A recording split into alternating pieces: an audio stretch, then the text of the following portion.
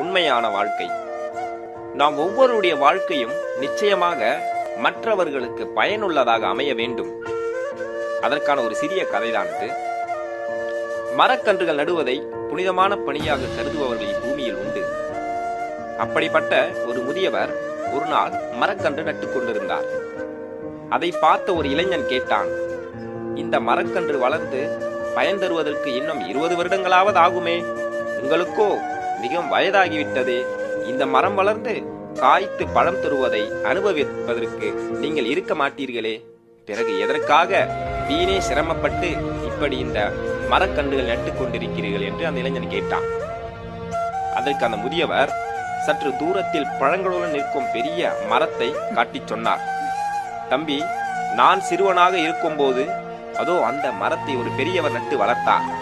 அவரும் அந்த மரத்தின் பலனை அனுபவிக்கவில்லை. ஆனால் நான் அந்த மரத்தின் கனிகளை இப்பொழுது உட்கொண்டிருக்கின்றேன்.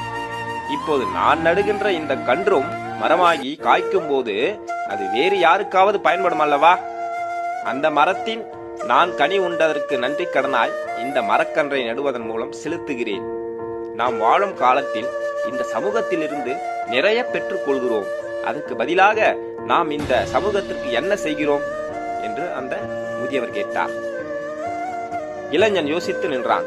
முதியவர் தொடர்ந்து சொன்னார், நம்மை பற்றி மட்டும் எப்போதும் சிந்தித்து நமக்காக மட்டும் வாழ்வது நல்ல வாழ்க்கை ஆகாது தம்பி. நம்முடன் வாழ்பவர்களுக்காகவும் நமக்கு பின் வருபவர்களுக்காகவும் நம்மால் முடிந்த அளவு நாம் செய்யும் நன்மைகள் தான் நம் வாழ்க்கையை முழுமையடைய செய்கின்றன.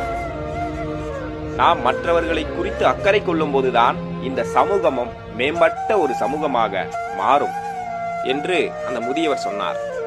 அவர் சொன்னதை மனப்பூர்வமாக உணர்ந்த இளைஞன் மரக்கன்று நடுவதில் அவருக்கு உதவி செய்தார். மேலும் அந்த இளைஞன் அன்று முதற்கொண்டு நிறைய மரக்கன்றுகளை நடுவதை தன்னுடைய முக்கியமான பணியாக கொண்டு நிறைய மரங்களை நட்டார். ஆம், நம்முடைய வாழ்க்கையானது மற்றவர்களுக்கு பயன்படும்படி இருக்க வேண்டும்.